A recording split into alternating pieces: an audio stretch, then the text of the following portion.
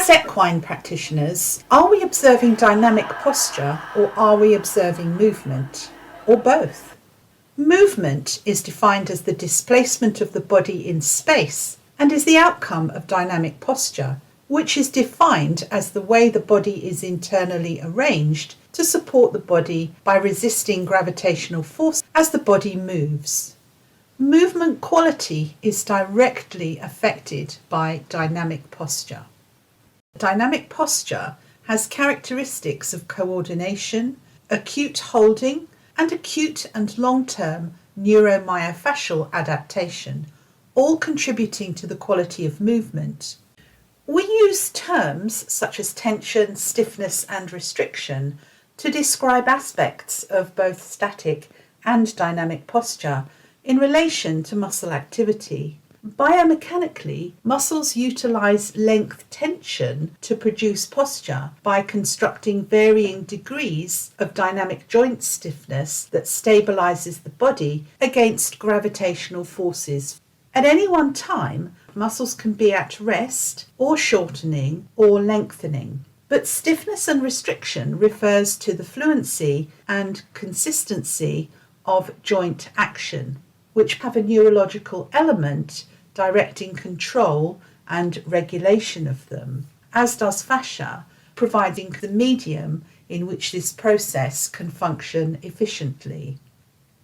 To produce movement, which is a series of changes in positioning in space, the body must internally adjust and coordinate the acute changes in the distribution of mass against gravitational forces to consistently remain upright while in motion. What we see as movement in the sport horse is the outcome of physical conditioning. Whereas conformation relates to postural alignment and contributes to the motional outcome, dynamic posture is the operational element of the body and its separate locomotor parts. See how the muscles produce the required joint stiffness to support and glide some 500 kilogram body mass effortlessly, resisting the forces of gravity with every stride and change in positioning. See how the joints maintain the rotational action within a set range to resist those forces. And imagine how the fascial network dynamically contains the locomotor structures for that efficient movement. Otherwise, there would just be a whole lot of wobbling of the soft tissue going on and the forward movement pattern disrupted. But what is at play that makes a distinction between different horses, different breeds, different training levels, and different pain or restriction levels? So if we take a look at these two horses moving, we can see a distinct difference in their individual dynamic postures, their level of training, level of neuromyofascial conditioning and development, their emotions, their pain levels. Looking at them together, which is the athletic horse? Which horse moves with joint restriction? This horse has ideal basic dynamic posture. From the wither movement, we have evidence of thoracic sling engagement or mobility. The withers move vertically with each stride, as opposed to remaining level. The horse reaches with every stride. There is no evidence of a restricted spine because we can see movement at the lumbosacral joint, producing fluent movement along the spine to the withers. I don't use degree of fore and hind hoof overtrack as an indicator of ideal dynamic posture. I want to hear a precise 4-time rhythm of the footfall when the horse is walking in a straight line. The sound that is made by changes in dynamic support. It indicates how successful my treatment has been. So that the ideal footfall is 1, 2, 3, 4, 1, 2, 3, 4. Okay. If there is a postural deficit, the footfall can typically be 1, 2, 3, 4, 1, 2, 3, 4. And your clients can monitor that hoofbeat rhythm so that they know when to request a postural treatment. Base of support is a key postural health indicator in that it is possible to predict unsoundness or weakness by assessing the quality Upness of the top line held over a square base of support is the ideal in the static posture. And here's another postural super hint that you can apply and pass on to your clients.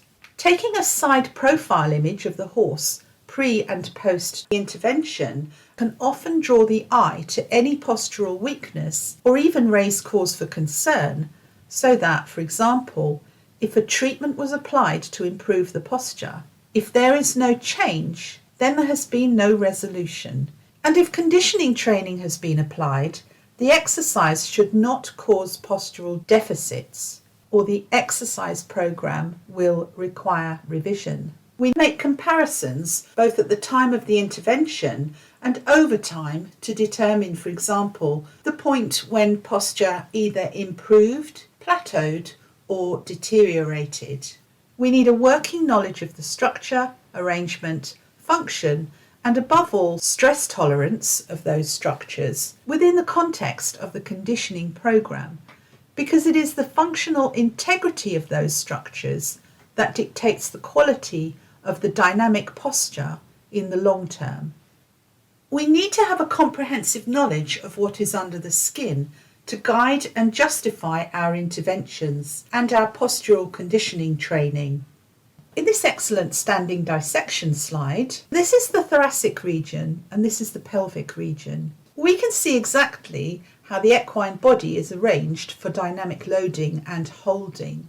See, for example, how the muscle architecture dictates movement and support of that movement. And you'll immediately notice that each muscle has a directional force-producing element for locomotion and a supportive element to protect against strain, as well as to facilitate force production.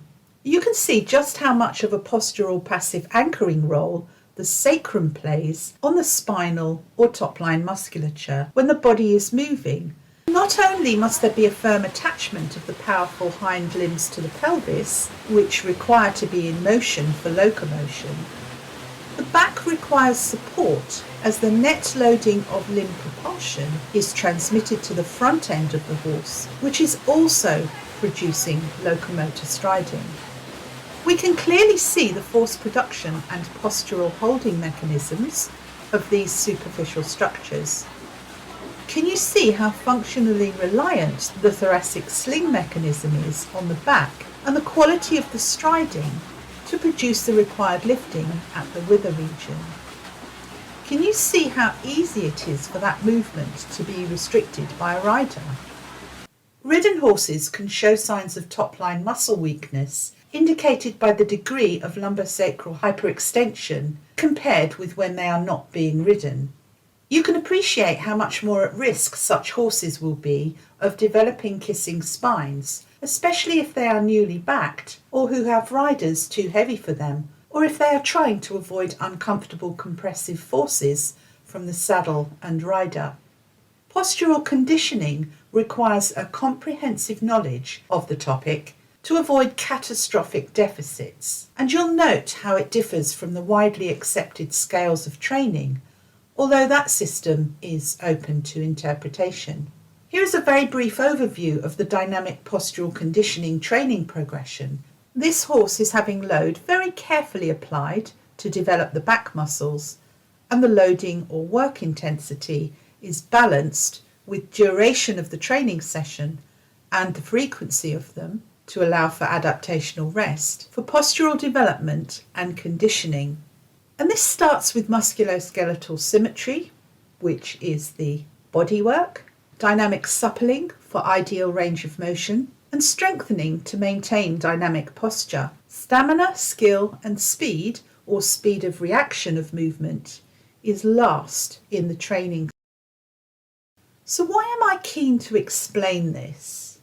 When a horse is being educated for skills progression or behavioural improvement, we need to be aware that we are also training the dynamic posture and the potential for athletic performance. From this, we can get that a horse that moves calmly, willingly, and respectfully reflects a high degree of trainability. Be mindful of the role that healthy dynamic posture plays in a training and conditioning capacity. To challenge you, here is another aspect demonstrated with the same horse several minutes apart. Why do you think this particular newly backed horse wants to trot when she's working, when the rider's goal is walk? There are a very wide range of behavioural reasons, such as this horse lacks balance or is anxious because there is a new sensation of load on her back. What do you think your clinical reasoning might be? It's critical when assessing dynamic posture for therapeutic reasons to know your breeds in addition to resolution of their postural deficits or postural conditioning and the training method to achieve it. This horse is a marchador breed that has been bred for a pacing, marching quality. She is merely expressing the gait pattern that she has been bred to display. She's just aiming to please, like any other young horse. So she must not be punished for the incongruence. The rider-trainer must be more empathic and creative for harmonious progression with dynamic postural development of this horse, or her dynamic posture will be altered, and perhaps not for the better. So she doesn't need rope and pulley systems to alter her gait. She needs time, specialised expertise, and patience. If you aspire to postural development wizardry, the key to success is understanding what individual or groups of muscles do and what happens when they don't do. When you can understand the holding pattern and coordination of the dynamic posture, the better the outcome of your treatments or training or musculoskeletal conditioning will be. If you can identify your origins and insertions, preferably on the live horse, using the textbook only for orientation, you will be able to determine the function of the muscle you have identified. And with that working knowledge, you will be able to determine the horse's muscular strengths and weaknesses. You will understand atrophy, muscle tone, conditioning, and development. You'll be able to predict and interpret what is presented to you by the horse you are assessing and addressing. You will be confident about what you see as posture, and you'll be able to justify your interventions. You may even be able to relate the movement deficit to the structure that is causing it.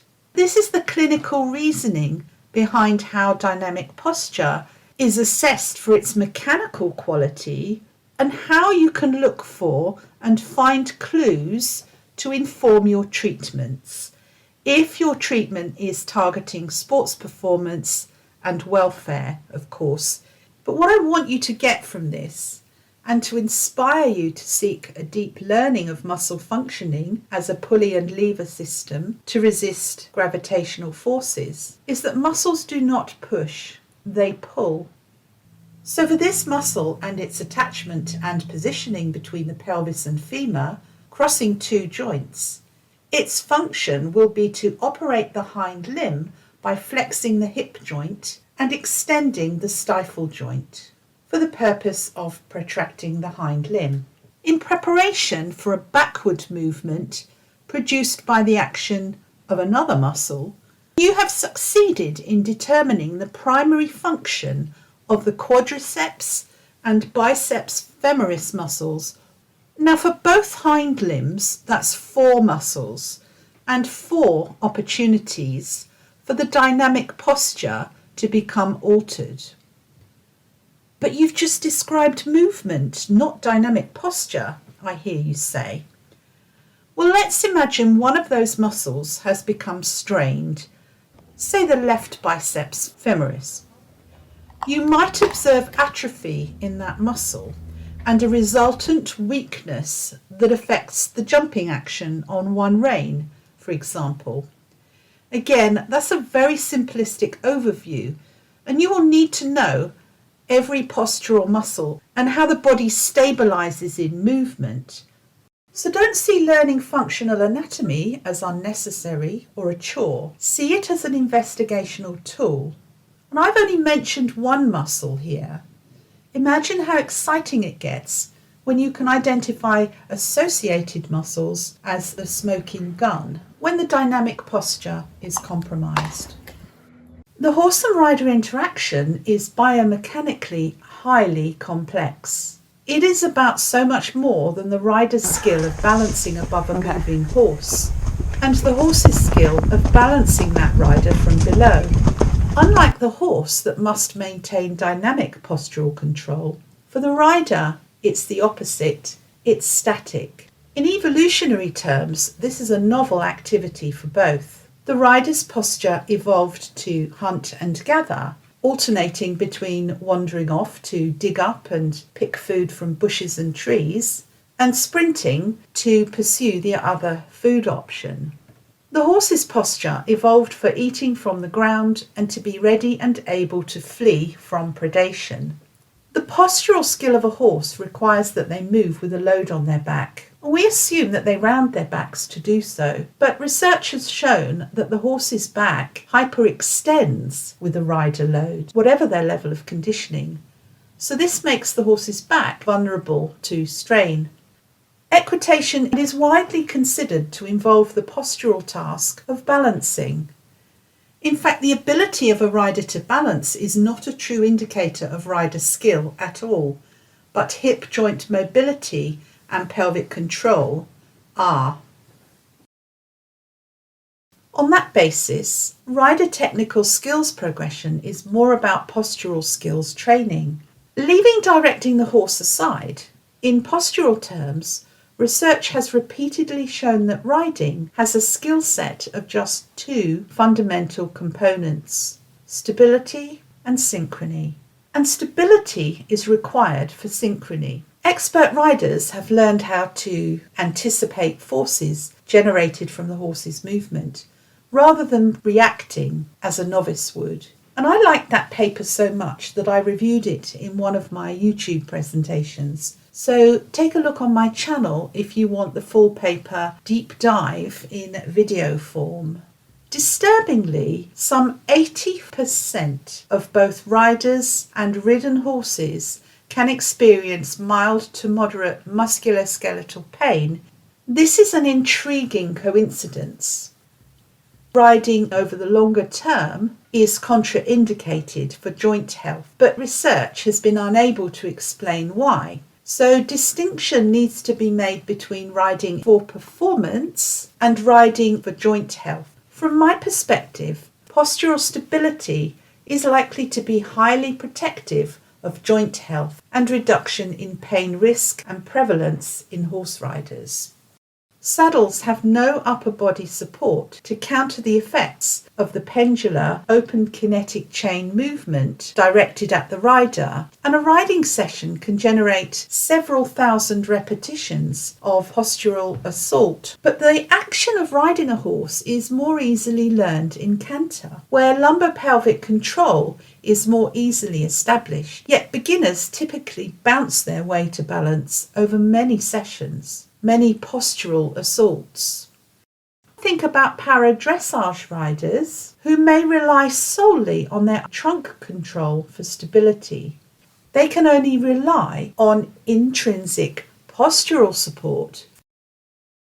Many of you will by now be pondering on the influence of the saddle seat, the fluidity and consistency of the horse's movement, how rider weight impacts on saddle seat fit, postural control deficits of the horse that must carry a rider that is too heavy for them, lumbopelvic control in the rider, and how much of a role that postural conditioning of both horse and rider plays on stability, efficiency, and effectiveness of both.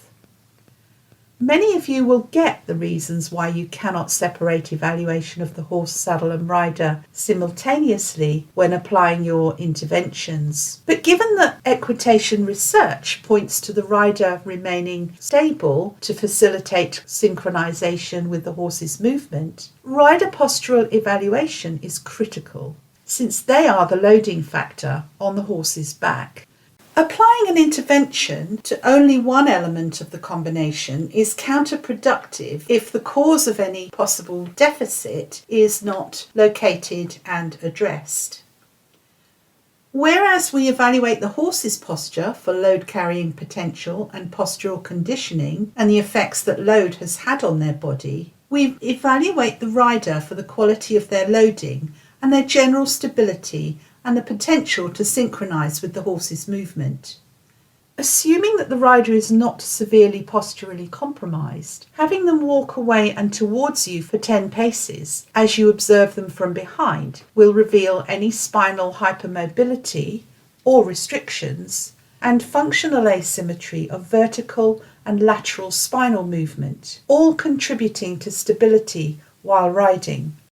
When they are standing still, note whether the rider leans to one side or the other. Move to the side and note the quality of the stacking of their static postural alignment. Dedicated students will naturally hunch their upper backs from working at a desk for prolonged periods of time, although the effects of excessive mobile phone use will also contribute.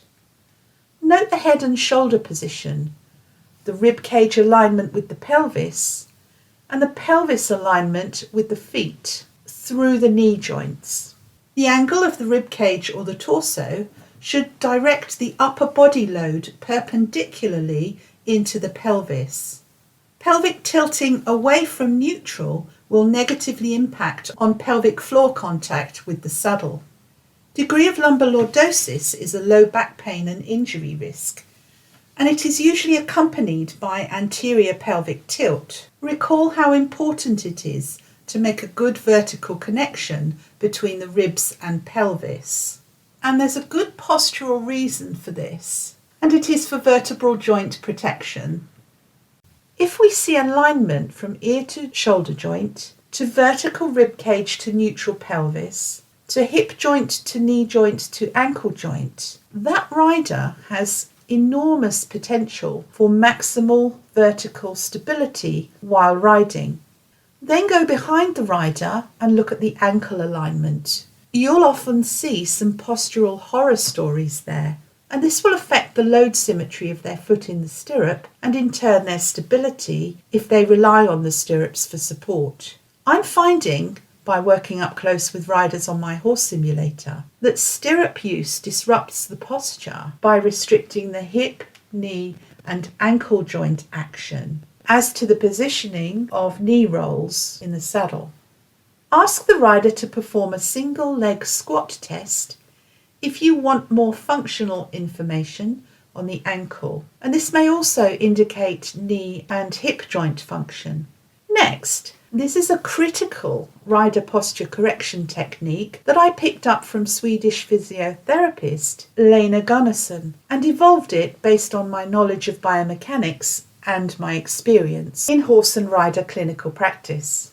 Note the asymmetry of the rider's shoulder and pelvic rotations in the horizontal plane. And if you can't readily see the pelvic rotation, take a look at which of their thighs is positioned more forward compared with the other when they are seated astride. The correction is an active hold of the misaligned joint, and this will activate the latissimus dorsi on that side to provide additional spinal stability. The same principle applies for the pelvis, except that in my experience, if there is a weakness in a hip joint, that is the one to activate of the two, and the horse will confirm with their postural response whether they prefer the hip that has rotated in a clockwise direction to be repositioned or the opposite hip rotated anti-clockwise as the alternative. And when those two misalignments are corrected, the magic of precision postural stability and synchrony of both horse and rider